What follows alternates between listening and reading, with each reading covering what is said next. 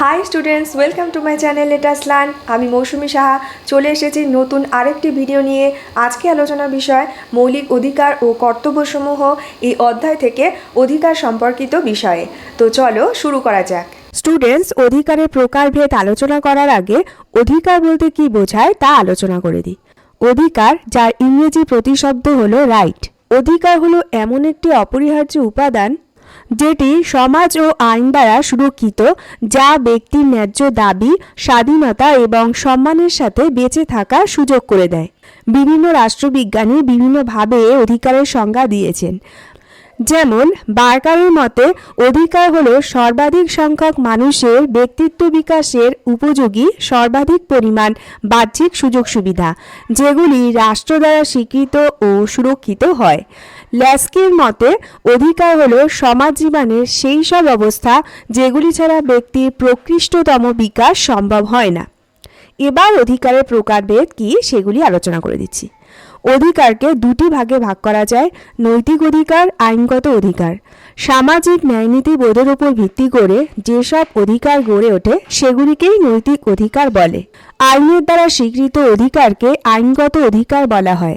আইনগত অধিকারকে চার ভাগে ভাগ করা যায়: পৌর অধিকার, সামাজিক অধিকার, রাজনৈতিক অধিকার এবং অর্থনৈতিক অধিকার। যেসব সুযোগ সুবিধা ছাড়া মানুষ সভ্য ও সামাজিক জীবনযাপন করতে পারে না, সেই সব সুযোগ সুবিধাকে পৌর অধিকার বলা হয়। এবার কিছু পৌর অধিকার সম্পর্কে আলোচনা করা যাক। জীবনের অধিকার। জীবনের অধিকার অর্থাৎ বেঁচে থাকার অধিকার হলো মানুষের মৌলিক অধিকার। জীবনের নিরাপত্তা না থাকলে অন্যান্য অধিকার ভোগ করা কখনোই সম্ভব নয়। জীবনের অধিকার বলতে বোঝায় আত্মরক্ষার অধিকার। এরপর আসছে চিন্তা ও মত প্রকাশের অধিকার। চিন্তা ও মত প্রকাশের অধিকার বলতে বাক স্বাধীনতাকে বোঝায়। এই অধিকার স্বৈরাচারী হতে বাধা দেয়। এই ধরনের অধিকার গণতান্ত্রিক সরকারের মূল ভিত্তি। ব্যক্তি স্বাধীনতার অধিকার। স্বাধীনভাবে মতামত প্রকাশের অধিকারই হলো ব্যক্তি স্বাধীনতার বিষয়। কোনো ব্যক্তিকে বিনা বিচারে আটক করা বা ইচ্ছামতো গ্রেপ্তার করা প্রভৃতি এই অধিকারের বিরোধী। তবে জাতীয় বিপদে অর্থাৎ জরুরি অবস্থার সময় জাতীয় স্বার্থের প্রয়োজনে এই অধিকার বাতিল করা হয়। কার্যের অধিকার।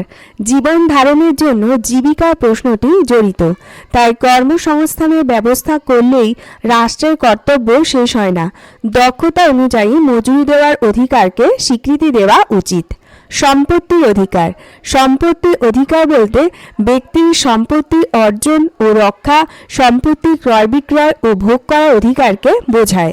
নিজ সম্পত্তি দান ও হস্তান্তর করার অধিকার বিশেষ গুরুত্বপূর্ণ। পরিবার গঠনের অধিকার। পরিবার গঠনের অধিকার বলতে বিবাহের মাধ্যমে পরিবার গঠনের সুযোগ সুবিধাকে বোঝায়। এরপরে আসছে ধর্মের অধিকার। স্বাধীনভাবে ধর্ম আচরণ ও ধর্ম প্রচার করার অধিকার মানুষের প্রয়োজন। প্রতিটি মানুষ নিজ ধর্ম পালনে সচেষ্ট থাকবে। তাই গণতান্ত্রিক রাষ্ট্রে কোনো ব্যক্তি যাতে অন্য ধর্মের হস্তক্ষেপ না করে স্বাধীনভাবে ধর্ম আচরণ ও ধর্ম প্রচার করতে পারে, সেদিকে রাষ্ট্র সতর্ক দৃষ্টি রাখবে। শিক্ষার অধিকার। শিক্ষা ছাড়া মানুষ কখনোই আত্মসচেতন ও সমাজ সচেতন হয়ে উঠতে পারে না। শিক্ষাই মানুষের বৃত্তি, সামাজিক মর্যাদা প্রভৃতি বিকাশে সহায়তা করে। তাই শিক্ষার অধিকার স্বীকার করে নেওয়া প্রতিটি রাষ্ট্রের উচিত। চুক্তির অধিকার। যে কোনো ব্যক্তি চুক্তি সম্পাদনের মাধ্যমে দেশের শিল্প, বাণিজ্য প্রভৃতি ক্ষেত্রে উন্নতি করতে পারে। অসামাজিক কাজকর্মে জড়িত থাকলে যে কোনো চুক্তিকে রাষ্ট্র বেআইনি বলে ঘোষণা করতে পারে। এবার আছে সাম্যের অধিকার। আইনের দৃষ্টিতে সকলেই সমান এবং আইনের দ্বারা সমানভাবে সংরক্ষিত হওয়ার অধিকারকে সাম্যের অধিকার বলে। জাতি, ধর্ম, বর্ণ, স্ত্রী পুরুষ নির্বিশেষে সকলেই আইনের দৃষ্টিতে সমান। এবার সামাজিক অধিকার সম্পর্কে আলোচনা করা যাক। নাগরিকদের সামাজিক জীবন সুন্দর ও সার্থক করে গড়ে তোলার জন্য কতগুলি সামাজিক সুযোগ সুবিধা রাষ্ট্র দ্বারা স্বীকৃত ও সংরক্ষিত হলে সেগুলিকে সামাজিক অধিকার বলা হয়। এবার সামাজিক অধিকারগুলি কি আছে তা নিয়ে আলোচনা করছি। সুস্থ পরিবেশে বসবাসের অধিকার। সুস্থ সামাজিক পরিবেশে বসবাস করা প্রত্যেকের জন্মগত অধিকার। অনেক সময় কিছু সংখ্যক ব্যক্তি অসামাজিক কাজকর্মে জড়িয়ে যাওয়ার ফলে সমাজে অরাজকতা দেখা যায়। তাই সমাজ জীবনে সুস্থ পরিবেশ বজায় রাখার জন্য সরকারের হস্তক্ষেপ প্রয়োজন। স্বাস্থ্যের অধিকার। প্রতিটি পুরুষ ও নারী যাতে সুস্থ ও সবল দেহের অধিকারী হয় সেজন্য পর্যাপ্ত ব্যবস্থা অবলম্বন করা একান্ত প্রয়োজন। এবার রাজনৈতিক অধিকার। রাষ্ট্রের কার্যে প্রত্যক্ষ বা পরোক্ষভাবে অংশগ্রহণ করাকে রাজনৈতিক অধিকার বলা হয়। এবার রাজনৈতিক অধিকারগুলি বর্ণনা করে দিই। ভোটদানের অধিকার। রাজনৈতিক অধিকারগুলির মধ্যে ভোটদানের অধিকার সর্বাপেক্ষা গুরুত্বপূর্ণ। সার্বজনীন প্রাপ্তবয়স্কের ভোটাধিকার হল গণতন্ত্রের ভিত্তি। গণতান্ত্রিক রাষ্ট্রে জাতি, ধর্ম, বর্ণ ও স্ত্রী পুরুষ নির্বিশেষে প্রতিটি প্রাপ্তবয়স্ক নাগরিকের ভোটদানের অধিকার স্বীকার করে নেওয়া হয়েছে। সরকারি চাকরির অধিকার।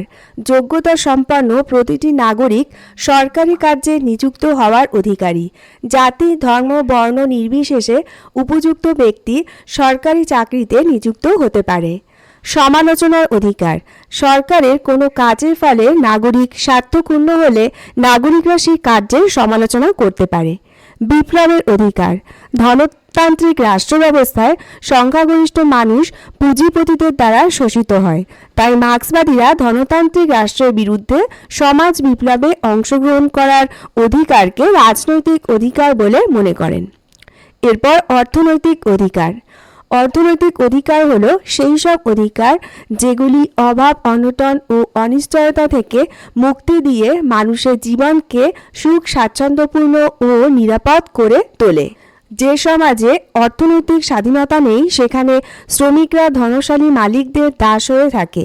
অর্থনৈতিক অধিকারের উল্লেখযোগ্য দিকগুলি আলোচনা করে দিই। কর্মের অধিকার। কর্মের অধিকার বলতে বোঝায় প্রতিটি ব্যক্তি তার যোগ্যতা ও দক্ষতা অনুসারে কর্মে নিযুক্ত হতে পারে। রাষ্ট্রের কর্তব্য হল প্রত্যেকের সামর্থ্য ও যোগ্যতা অনুযায়ী তাকে কর্মে নিযুক্ত করা। বিশ্বের প্রতিটি সমাজতান্ত্রিক রাষ্ট্রে কর্মের অধিকারকে স্বীকার করা হয়েছে। এরপর আসছে উপযুক্ত পারিশ্রমিকের অধিকার। উপযুক্ত কার্যের জন্য উপযুক্ত বেতন দেওয়ার মাধ্যমে কর্মের অধিকার স্বীকৃতি লাভ করে। বেতন দেওয়ার সময় কার্যের গুণ ও পরিমাণের দিকে লক্ষ্য রাখা বিশেষ প্রয়োজন। প্রতিটি নাগরিকের জীবনযাত্রার মান বজায় রাখার জন্য যতটুকু বেতনের প্রয়োজন ততটুকু তাকে প্রদান করতে হবে। অবকাশের অধিকার। সুখ, স্বাচ্ছন্দ্য ও ব্যক্তিত্ব বিকাশের জন্য অবকাশের অধিকার একান্ত প্রয়োজন। সবসময় কর্মরত থাকলে মানুষ বিনোদনের সময় পায় না। তাই গ্রিক দার্শনিক অ্যারিস্টটল বলেছেন, সুন্দর জীবনের জন্য অবকাশ অপরিহার্য। তো স্টুডেন্টস, অধিকার হচ্ছে এমন একটি উপাদান যার মাধ্যমে কোনো দেশ, রাজ্য, সংস্থা স্বৈরাচারী না হয়ে উঠতে পারে, সরকারের অধীনস্থ নাগরিকরা যাতে ক্ষতিগ্রস্ত না হতে পারে। পৌর অধিকার, সামাজিক অধিকার, রাজনৈতিক অধিকার এবং অর্থনৈতিক অধিকার, এই 4 ধরনের অধিকার বিষয়ে আমি সংক্ষিপ্ত আলোচনা এখানেই শেষ করলাম। পরবর্তী ভিডিওতে নতুন আরেকটি বিষয় নিয়ে আলোচনা করব। ভিডিওগুলি ভালো লাগলে অবশ্যই লাইক, শেয়ার এবং সাবস্ক্রাইব করবে। নমস্কার।